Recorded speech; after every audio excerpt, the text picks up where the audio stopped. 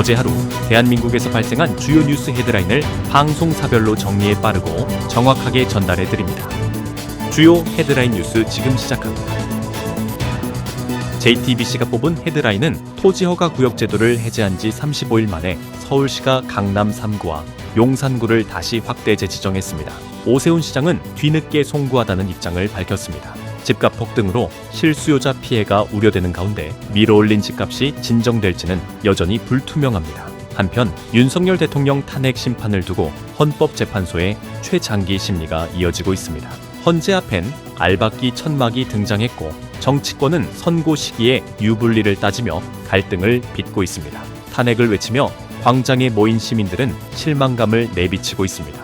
국민의힘 일각에선 선고 지연에 대한 근거 없는 기대감도 나옵니다.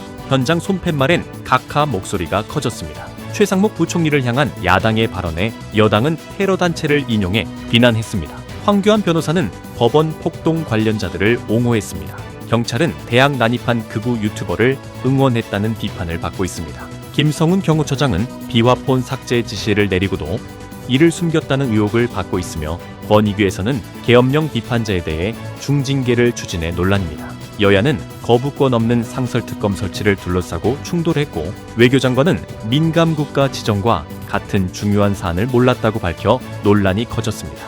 미국의 고관세 대상인 더티15에 한국 포함 우려가 제기되었으며 트럼프는 다 국가의 관세 부과로 미국인의 세금 감면 효과가 있다는 주장을 했습니다. 의대 신입생들이 학교 대신 PC방을 전전하는 현실이 드러났고 북파 무인기의 경로가 백령도 남포 평양으로 확인됐습니다. 최근 무인기 사건이 북풍 유도 의심을 받는 가운데 드론사가 기록 삭제 지침을 만든 사실도 밝혀졌습니다. 돌빈 뉴스는 배신자는 누구인가? 개몽되면 보이는 것이라는 주제로 사회적 메시지를 던졌습니다. 10시간 추위 속에서 치매 노인을 구한 미담이 전해졌으며 중국 큰손 관광객들의 매너 문제로 반감이 커지고 있습니다. 노년층 돌봄 분야에 중년 남성들의 참여가 늘어나고 있으며 섬마을 학교에 홀로 입학한 1학년 서원이의 이야기도 화제입니다. MBC가 뽑은 헤드라인은 김건희 여사가 윤석열 대통령 체포 당시 경호처 직원들에게 총 갖고 다니면 뭐 하냐며 질책한 사실이 밝혀졌습니다.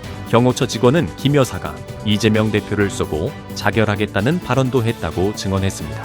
경호처는 계엄 선포 전 국회 해산 등을 미리 검색한 정황도 드러났습니다. 헌법재판소는 탄핵 심판 선고 기일을 아직 발표하지 않아 혼란이 지속되고 있습니다. 한편 1위 시위를 빙자한 알박기 논란으로 강제 해산 조치가 고려되고 있고 시민들은 일상 회복을 간절히 외치고 있습니다. 소설을 뛰어넘는 초현실적 상황 속에서 거리에는 젊은이들이 여전히 시위를 이어가고 있습니다. 대통령 탄핵 심판의 쟁점을 짚어보았습니다. 계엄 시 유리창 파손과 전기 차단 논란에 비엘탄 개봉 승인도 받았습니다. 최상목에게 전달된 문건에서 독재 기구 계획이 적나라하게 드러났습니다. 탄핵 기각 시 군 통수권과 검경 장악 우려가 나오지만 헌재 결정에 승복할 수밖에 없다는 의견도 있습니다.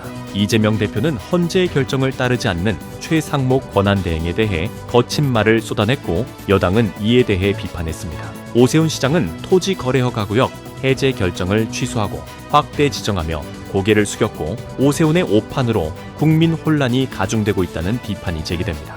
때 아닌 봄 폭설로 캠퍼스에 고립된 학생들은 귀가하지 못하고 있으며 휴전이 깨진 지역에서는 폭격으로 수백 명이 사망하는 대량 학살 참사가 발생했습니다. 삼성전자 주주들은 주가 하락에 분노하며 결사항전을 다짐했고 대학 측은 집단 휴학을 불허하며 미복귀 학생들에게 유급과 제적을 원칙대로 적용하기로 했습니다. MBK 파트너스의 사모펀드 채권 판매 의혹에 대한 검찰 수사가 시작됐으며 우주 체류 기간이 9개월로 늘어난 우주인은 지구 귀환 후 건강한 모습을 보였습니다. SBS가 뽑은 헤드라인은 서울시가 35일 만에 다시 규제 지역을 확대하며 서울 면적의 27%를 포함시켰습니다.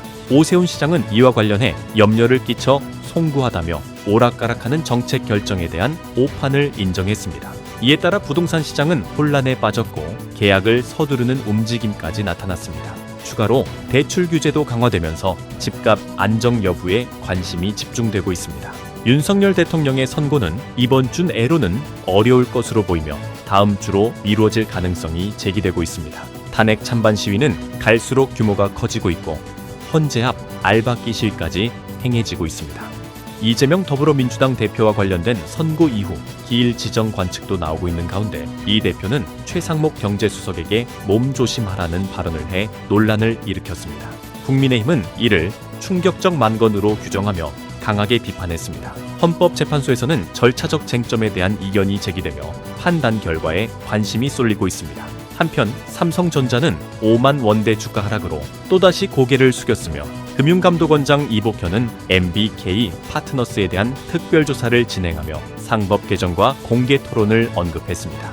김성훈 경호처장과 이관우 본부장의 공수처 검사들에 대한 비난이 포착되었습니다. 이에 대해 모레 영장 심사가 예정되어 있습니다. 정신과에서 숨진 사건에 대한 인권위의 허술한 조치와 가짜 기록이 발견되면서 검찰 수사가 의뢰되었습니다. 국제적으로는 트럼프 전 미국 대통령과 푸틴 러시아 대통령이 에너지 인프라 관련 휴전을 30일간 합의했으며 탄핵 집회로 인해 외국인 관광객들의 발길이 끊겨 상인들이 어려움을 겪고 있습니다.